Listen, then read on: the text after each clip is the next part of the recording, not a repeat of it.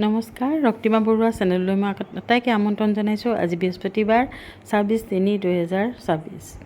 আজি আছে সাহিত্য দিৱস। পিয়লিখেতা মধ্য ইংৰাজী বিদ্যালয় সাহিত্য সভাই আমাৰ শতদল সাহিত্য সভাই সাহিত্য দিৱস পালন কৰাৰ মনস্থ কৰি তাতেই পালন কৰিছে আৰু তালৈকে মই গ'লোঁ আৰু প্ৰথম আমাৰ স্মৃতি তৰ্পণ পতাকা উত্তোলন হৈ গ'ল। গতিকে মই স্মৃতি তৰ্পণ কৰি বিদ্যালয়খনৰ তোৰণখনেৰে সোমাই গ'লোঁ। কি সুন্দৰ গছ গছনি ফুলেৰে জাতিষ্কাৰ এখন স্কুল, বহুত স্কুলতকৈ মানে ব্যতিক্ৰম। আৰু তাৰে এজন শিক্ষকে ক'লে, ব'লকচোন বাইদেউ আমাৰ মিউজিয়ামটো চাব। সঁচাকৈ বিদ্যালয়খনৰ মানে দুটা কোঠাত প্ৰধান শিক্ষক আৰু ছাত্ৰ ছাত্ৰীসকলে ইমান ধুনীয়াকৈ সজাই থৈছে যেন এটা ডাঙৰ মিউজিয়াম। সোমাই দেখিলোঁ বিখ্যাত মনীষীসকলৰ ছবি, আইনষ্টাইন, আব্দুল কালাম, কল্পনা চাওলা আদি কৰি, আৰু থলুৱা উৎপাদন বাঁহ বেতৰ সামগ্ৰী, ডলা চালনী কোলা সৰু সৰুকৈ বনাই তাতে থৈ দিছে। তাৰোপৰি আৰু বিভিন্ন ধৰণৰ সজোৱা বস্তু, পুৰণি কিছুমান বস্তু তাতে ডেক'ৰেশ্যন কৰি ধুনীয়াকৈ সজাই থৈছে। আৰু ওপৰত আছে ছবিবিলাক আছে।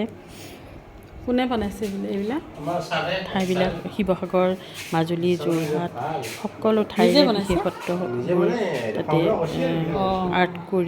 আৰ্টৰ জৰিয়তে তাত দেখুৱাই থোৱা হৈছে।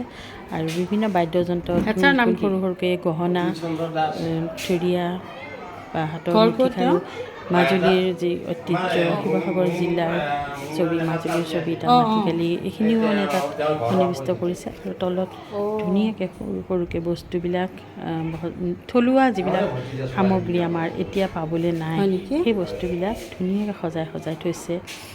আৰু আনকি বিভিন্ন চাবি অকণমান, এইটো এটা জকা, তাৰপিছত আছে থলুৱা উপাদান, ধান, মাহ, এনেকুৱা জাতীয় কিছুমান শস্যখিনিৰ ইমান পৰিপাটিকৈ মানে সজাই থৈছে টেমাই।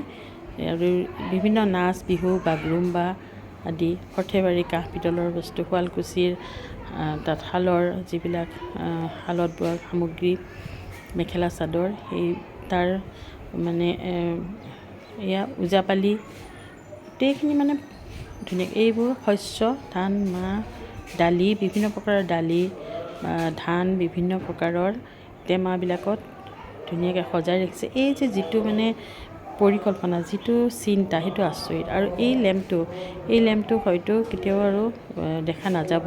গতিকে এই ল'ৰা ছোৱালীবিলাকক এই যে এটা দিছে ধাৰণা, লেমৰ ধাৰণা, বা আমাৰ যিবিলাক পুৰণি বস্তু, স্মৃতি চিহ্নবিলাকৰ কিছুমান চিহ্ন সৰু সৰুকৈ বনাই ইয়াতে থৈ দিছে। মাকো এয়া আৰু আছে বৈজ্ঞানিক ধৰণৰ, এয়া হৈছে ঝুমুৰ নৃত্যৰ ছবি, আৰু এইটো ঘড়ী, এইবিলাকতো দেখা নাযাব নহয়নে বাৰু।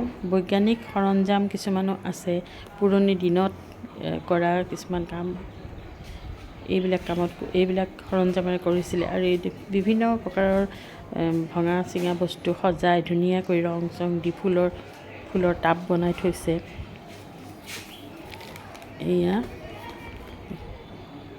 এই যিটো ধাৰণা এই হেডমাষ্টাৰজনৰ, সেইটো কিন্তু শলাগিবলগীয়া। স্কুলখন দেখিছেনে কিমান ধুনীয়া। এইটো হৈছে লাইব্ৰেৰীটোত মোৰ সময় আজি নহ'লগৈ, সময়ৰ অভাৱত, কাৰণ মিটিংখন সময়মতে অনুষ্ঠিত কৰিবলৈ সিদ্ধান্ত লৈছে। গতিকে সময়মতে মিটিং অনুষ্ঠিত হৈ গৈছে।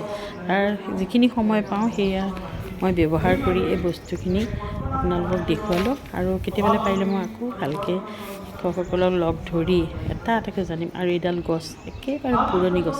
এইখন স্কুললৈ আগতেও গৈছোঁ, বহুত দিনৰ পৰা এইখন স্কুলত যাওঁ। যেতিয়া ঘৰ দুৱাৰ এইবিলাক বনোৱা নাছিলে তেতিয়াও গৈছিলোঁ।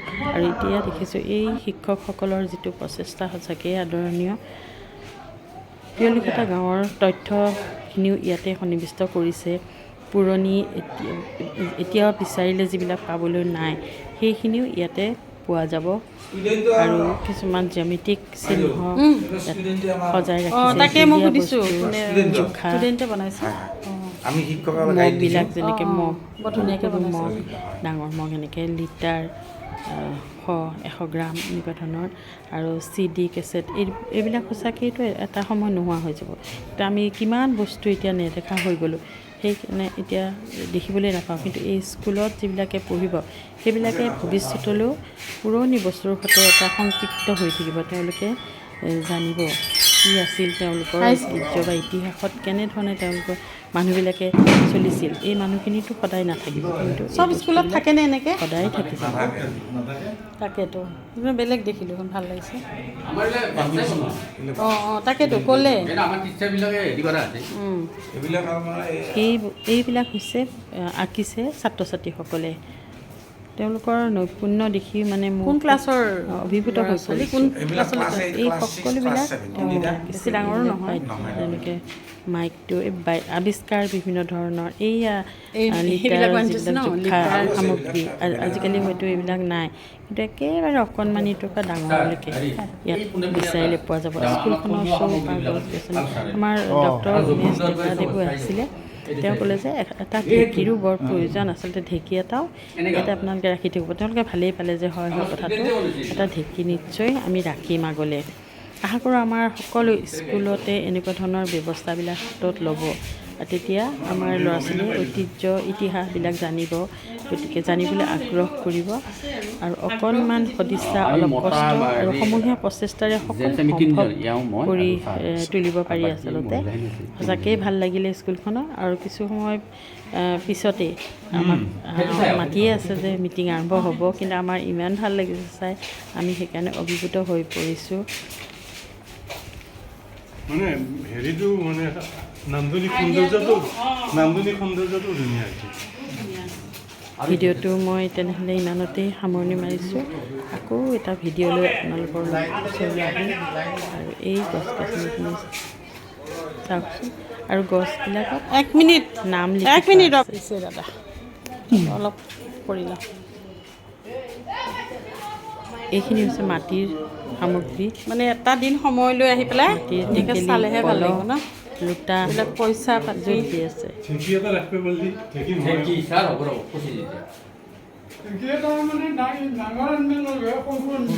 খেৰৰ জুমুঠিও বনাই থৈছে, বাঁহৰ বা কাঠৰ বস্তু, নাঙল, যুঁৱলি, ডলা, কোলা, চালনী, খদা বুলি কয়, পাচি,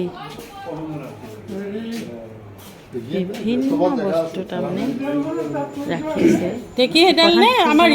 মানে বহুত ধন্যবাদ এনে চব জানে তাই শিশুসকলক এনে সামগ্ৰীৰে তেওঁলোকে ধাৰণা দিছে। ভিডিঅ'টো মই ইমানতে সামৰণি মাৰিছোঁ, আকৌ লগ পাম।